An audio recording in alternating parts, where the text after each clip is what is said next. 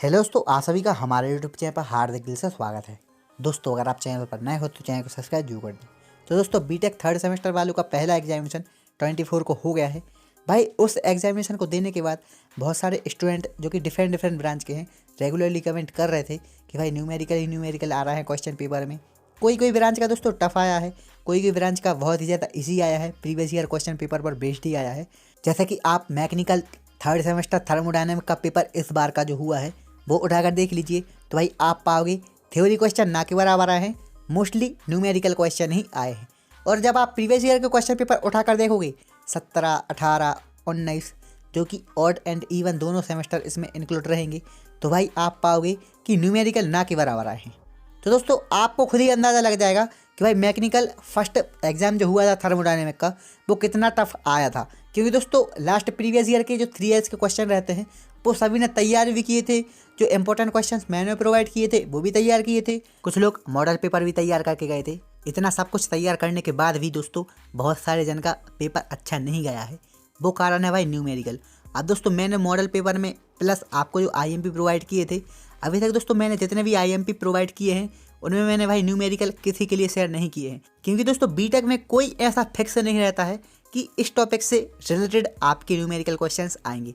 कोई कोई रहता है तो भाई कभी कभी ऐसा रहता है उससे रिलेटेड ही न्यूमेरिकल ना आए।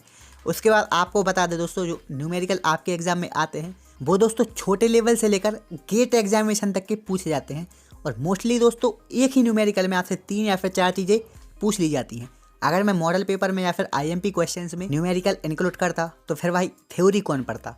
क्योंकि दोस्तों आप प्रीवियस ईयर क्वेश्चन पेपर उठाकर देखिए थर्मोडायनेमिक का, मुश्किल ही है 17, 18, 19 के एग्जामिनेशन में 1 या फिर 2 न्यूमेरिकल आए हों। पूरा आपका प्योर थ्योरी पर बेस्ड पेपर आता था। इस बार RGPV ने पेपर के लेवल को इंक्रीज करने के लिए भाई आपके लिए न्यूमेरिकल दे दिए, लेकिन ये सिर्फ था मैकेनिकल थर्मोडायनेमिक के लिए। वहीं पर अगर आप कंस्ट्रक्शन मटेरियल सिविल का देख लें, डिस्क्रीट स्ट्रक्चर का भी देख लें, साथ साथ आपका EFM सिग्नल एंड सिस्टम जितने भी पहले एग्जामिनेशन हुए हैं भाई उनका सभी का एग्जामिनेशन इतना टफ नहीं आया था जितना थर्मोडायनेमिक का आया था। अब पेपर है भाई, किसी को टफ लगता है किसी को इजी लगता है। साथ साथ दोस्तों आपकी क्लास में जो भी गेट की तैयारी कर रहा होगा उससे आप पूछिएगा कि भाई तुम्हारा एग्जामिनेशन कैसा गया था, कितने क्वेश्चंस के आंसर मेरे को करेक्ट आ रहे थे न्यूमेरिकल्स के। न्यूमेरिकल सॉल्व तो कोई भी कर देगा, लेकिन भाई करेक्ट आंसर आना चाहिए, तभी 7 में से 7 नंबर मिलते हैं, नहीं तो फिर 2 या फिर 3 नंबर मिलते हैं। लेकिन उससे रिलेटेड करो या फिर जो भी उसमें फॉर्मूला वगैरह हो रहा है वो उसमें आपको लिखना पड़ेगा। तो दोस्तों आप पूछिएगा तो भाई गेट के भी बहुत सारे स्टूडेंट ऐसे होंगे जिनका अच्छा पेपर नहीं गया होगा। तो दोस्तों वो तो हैं गेट वाले जो कि न्यूमेरिकल रेगुलरली करते आ रहे हैं, उनकी प्रैक्टिस कर रहे हैं, फिर भी उनसे नहीं बना। तो भाई आप तो ऐसे हो कि आपने 10 या फिर 12 दिन से पढ़ाई स्टार्ट की है, उसी में आपने न्यूमेरिकल नहीं पढ़े हैं, थ्योरी ही थ्योरी पढ़ी है। दोस्तों यहाँ तक कि कुछ कुछ कॉलेजों के फैकल्टी से भी वो न्यूमेरिकल नहीं बन रहे थे, उनको 1 या फिर 2 बार सॉल्व करके उनका करेक्ट आंसर निकाला गया। फिर तो दोस्तों आप स्टूडेंट हो, आपसे कहाँ से बन जाती। अब दोस्तों जो भी है आप अपने हिसाब से देख लीजिएगा। बाकी दोस्तों इंपॉर्टेंट क्वेश्चंस के लिए यही है कि भाई अब आपके पास जो गैप्स बचे हुए हैं, अगर आप इनमें न्यूमेरिकल तैयार करते हैं तो फिर आप थ्योरी तैयार कब करोगे। अब ऐसा कंपलसरी नहीं है कि भाई इस टॉपिक से रिलेटेड आपका न्यूमेरिकल आया तो इस बार भी इस टॉपिक से रिलेटेड न्यूमेरिकल आएगा, लेकिन ये फिक्स रहता है कि भाई अगर ये क्वेश्चन रेगुलरली रिपीट हो रहा है तो इस बार भी यह क्वेश्चन आ सकता है, वो भी थ्योरी का, न्यूमेरिकल का नहीं। तो दोस्तों न्यूमेरिकल आप ना ही करें तो अच्छा ही रहेगा, और अगर आप कर रहे हैं तो भाई इतने अच्छे से करो कि उनका करेक्ट आंसर पता पड़े। क्योंकि दोस्तों थ्योरी में तो आप मन से भी बना कर लिखाते हो तो आप पास हो जाओगे, लेकिन अगर आप न्यूमेरिकल करके जाते हो और न्यूमेरिकल के आपके आंसर गलत निकलते हैं तो फिर भाई आपके पास होने के भी चांसेस बहुत कम हो जाएंगे। इसलिए भाई मैं न्यूमेरिकल इंक्लूड नहीं करता हूँ IMP क्वेश्चंस में। न्यूमेरिकल 1 या फिर 2 आते थे, कभी कभी ऐसा हो जाता है भाई, अपने साथ धोखाधड़ी हो जाती है कि थ्योरी के सब्जेक्ट में आपका न्यूमेरिकल क्वेश्चंस पर बेस्ड क्वेश्चन पेपर दे दे। लेकिन दोस्तों ऐसा हर बार नहीं होता है, 1 या फिर 2 सब्जेक्ट में हो जाता है, लेकिन ऐसा नहीं है कि भाई आपका न्यूमेरिकल आएगा अगले एग्जामिनेशन में।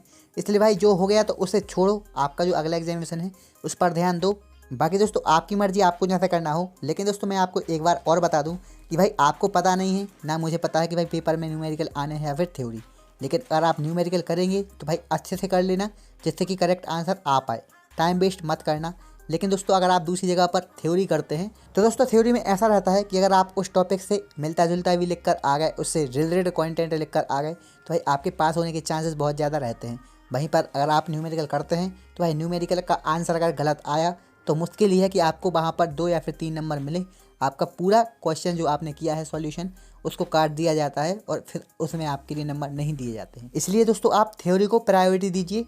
बाकी दोस्तों आपका जो न्यूमेरिकल क्वेश्चन है उसको आप ऐसा कर सकते हैं, जो प्रीवियस ईयर में आते रहे हैं न्यूमेरिकल उनको लगा लीजिएगा। अगर उसी से रिलेटेड आ गए तो आप कराइएगा, नहीं तो फिर थ्योरी आप करिएगा ही।